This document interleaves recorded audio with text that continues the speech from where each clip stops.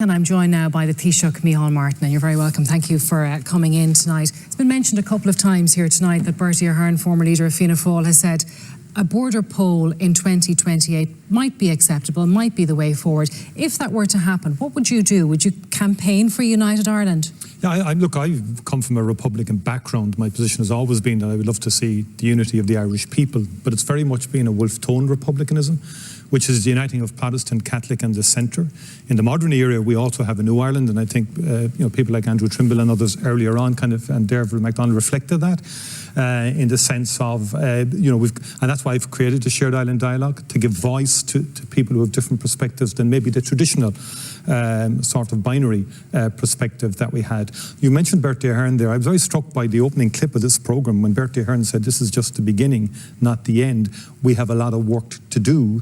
And John Hume said in that opening clip, the only way you can bring a divided people together is by agreement. And that's what really sums up my approach to this. Yeah, so how do you get to that point when you hear Gregory Campbell, Jamie Bryson, I'd rather choke on my own blood than live in a united Ireland. These people do not want any part of this. Yeah, but the point is that through the Shared Island Dialogue, for example, I think there's an awful lot we can do now before we get there at all. I think I met recently the Northwest Regional Growth Partnership, Derry City Council, Strabane, who meet with Donegal County Council. They act as a region. They've parked constitutional issues. They work with unity of purpose on industrial matters, on regional economic growth. I had a very invigorating meeting with them, devoid of politics. So it's already happening? Well, I think we need to stand back and say, this idea of rushing, as Derval MacDonald said, and because of Brexit having an immediate border poll, I think, in my view, is not the way to go at all. And I think, the Good Friday Agreement has not been utilised to the full. We've had too many stop-starts. It's been collapsed quite often. The previous 3 years prior to last year, we had no executive. It was collapsed, wrongly in my view, because we must work the institutions of the Good Friday Agreement. That was the Martin McGuinness decision. Well, it was a Sinn Féin decision, to be fair. I think the Ard Comhairle more or less instructed him and recommended to him, put it that way, and he would be a key member at the time because of the energy issue at the time, the heating initiative. But in my view, that didn't justify the collapse of the executive. You do have to work at it, and it's difficult. I think it was mentioned earlier, how many peace walls do we still have in the north? There are three sets of relationships that underpin the Good Friday Agreement: the British-Irish, the North-South, and the two traditions on the island. We still have to work at those three sets of relationships. No matter what happens in the next decade, those three sets of relationships will underpin how we evolve together on the island of Ireland. And that's why, through the Shared Island unit that I've established, I want to develop genuine dialogue, but I also want to put flesh on the bone. I have $500 million secured in funding to fund projects north-south that would help to bring people together on common agendas like an all-island research hub, finishing off the Ulster Canal, and projects of that kind. And all that is happening. And we have the census that was taken yesterday in Northern Ireland. We have demographic shifts happening. We have new opinion polls all of the time that seem to be moving closer and closer to a majority who would accept that a border poll needs to happen and that a united Ireland needs to happen. So maybe your Shared Island unit will be overtaken by events and by the momentum of a majority who want this to happen. Well, I remember the last referendum we had was on an all-island referendum, was on Good Friday. I was a member of that government. I grew up as a child listening daily to bombs and bullets and watching it on television. I never thought the violence would end. And that was part of my teenage years. I joined politics because of Northern Ireland, even though I lived in Cork. I was that passionate about it. I had early simplistic views about the North when I grew up as a child. It was Brits out, everything would be solved. I learned. I went up as a young student to meet every single political party. I met loyalists, I met the UDA, I met Sinn Féin, I met SDLP. I went into unionist homes. And it was when they said to me that our uncle is murdered because he wears a uniform doesn't change the fact that he's my uncle. And I went down to Cork after being in Belfast with all those meetings with a changed kind of perspective. When I became a TD, I met with all the different backgrounds and I learned this isn't about rhetoric. It's not about slogans. Can I ask you, and it's not about a vote. At what stage in your life did that change happen? If you had a Brits out mentality, About 21 years of age. Okay, so were you a TD before your mindset changed? No, I was a young student in UCC when I went to the north. It was during the hunger strikes, and that things were hot then, you know. And I would have been a member of Fianna Fáil at the time, of the Dunamally UCC Common. I was a student of history. We had a view in the Republic that was simplistic, but I became friends with people on all sides. I mean, David Irvine, when I was a backbench TD, I met him in Corramila, which was a reconciliation centre where TDs would meet with unionists and loyalists behind the scenes to try and get to know each other a bit more. And Irvine said to me, David Irvine, the late David Irvine, you've got that Sullivan guilt trip about partition. He was kind of spot on, which a lot of people in the Republic had at the time. We've let this part of our country go? Yeah, exactly, yeah. And you know, coming from my tradition, that was very much it. But I was also inspired. Do you still have a bit of that, though? Well, because I was privileged to be a member of a government that helped to bring about the Good Friday Agreement. I saw it firsthand, the extraordinary work that went into it. This is the point I'm trying to make here. Good Friday didn't happen in the twinkle of an eye with one referendum. It was years of work went into it in advance to get people to move position on so many different issues. And we've got to evolve this. We've got to really build relationships with people to make the future happen and involve more people. I was intrigued by Andrew Trimble's presentations this evening. I thought it was an interesting insight. I'd like to hear more of that kind of voice and more voices to be brought to the table on the debate. Just again, going back to what you're doing with the shared island unit, do you worry that it will get overtaken by events where we'll have a Secretary of State at some point who will say the conditions are right now and we won't be ready?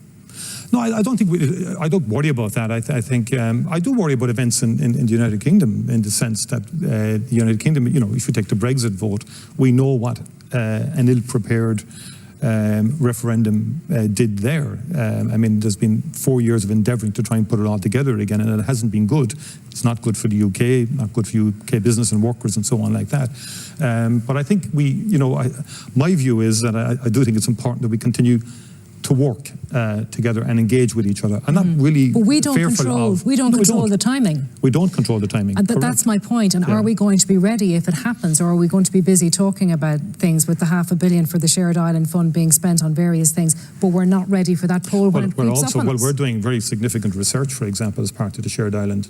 I've brought in the National Economic and Social Council to look at the broader picture of health services, of education services, of economy. We already have a single all-island energy market. We have one tourism body. I've met all the North-South bodies.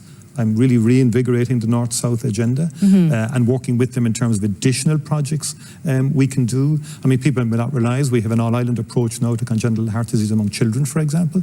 There's so much more we can do. Derva mentioned that, but I just wonder, do we have any say in when this border poll will be called? We do. I mean, sorry. Will we be having those conversations with the Secretary of State and with the British government? Well, I think it needs the approach that led to the Good Friday Agreement. It doesn't need engagement with all parties. The British and Irish government are the co-guarantors of the agreement, and we have to develop a stronger post-Brexit British-Irish relationship, which myself and Boris Johnson have agreed to do. Because one of the great lessons I received early on as a government minister and before that was that the anchor of the Good Friday Agreement was the relationship between the two governments. You know, Albert Reynolds, John Major, Bertie Ahern and Tony Blair. They were, in many ways, very much on the one page of it by the end of the process. It's not great now, though, is it? It's different, and Brexit has made it difficult. But our personal relationship is fine, and I think we've got to build on it. And you go through choppy periods. That's the time you have to put in more effort to make sure we can maintain that relationship.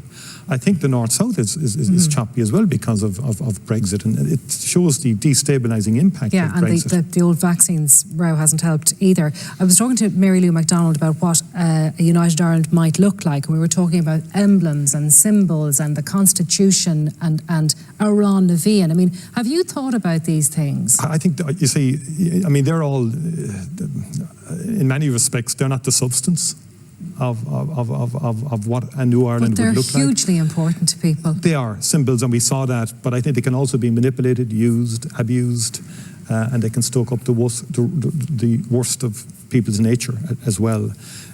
I think it's much more deeper than that, and I think we've got to understand each other better. It still worries me that you have so many peace walls within parts of But have you Northern thought about what a united Ireland might look like? I mean, would we still have the Stormont executive but answerable to Dublin?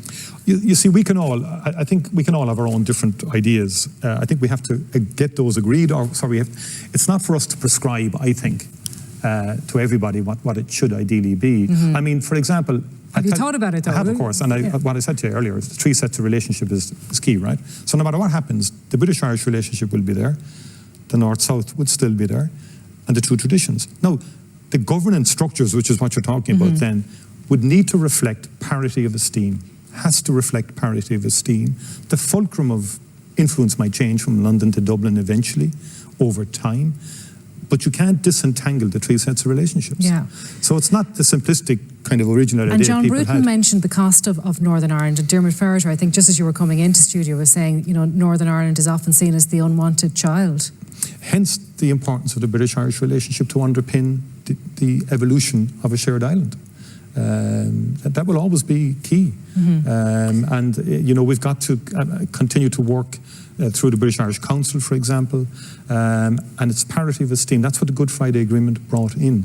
And the John Hume approach of uniting people, the hearts and minds. You know, Seamus Mallon's great, I think, finish to his book, you know, where he talks about his Protestant neighbour, and he kind of reflects that neighbour's family has been there 400 years, and he says, it's about time I learned how to live with my neighbours. And do you accept Mary Lou MacDonald's bona fides on this?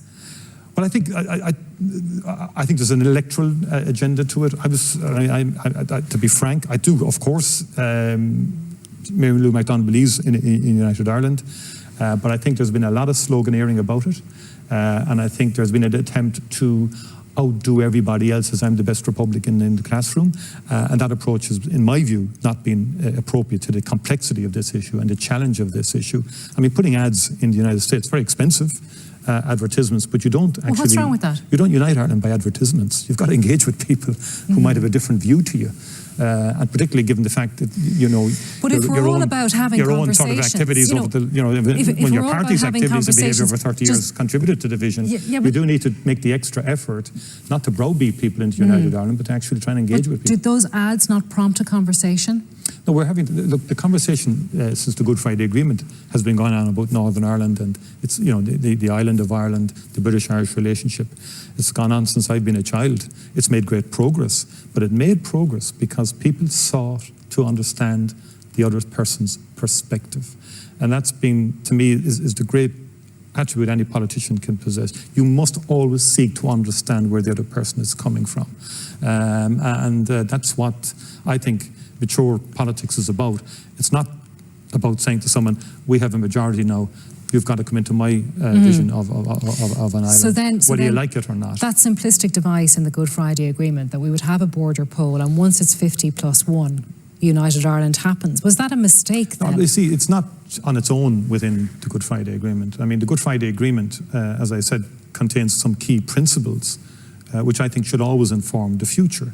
By that I mean not just the three sets of relationships, but the idea of recognising different identities, different traditions, and how do we accommodate But you'll them. know the engagement in 1998 with that document, and how carefully people read it. That's the point. Yeah. And how over 90% of the people here voted for it, and they voted for that. They voted for 50+1. Well, sorry, that is in the agreement. I'm not disputing that, but I'm saying... Is it right, though? Because it doesn't seem to fit with what you're saying now. You know, we have to be very careful to bring people along with us and so on. 50+1 is a kind of a crude thing, isn't it? Before you get to a referendum at all, there should be substantive engagement and agreement on core issues, just like we did it before the Good Friday Agreement. No one, you see, don't forget, no one saw the Good Friday Agreement as a possibility.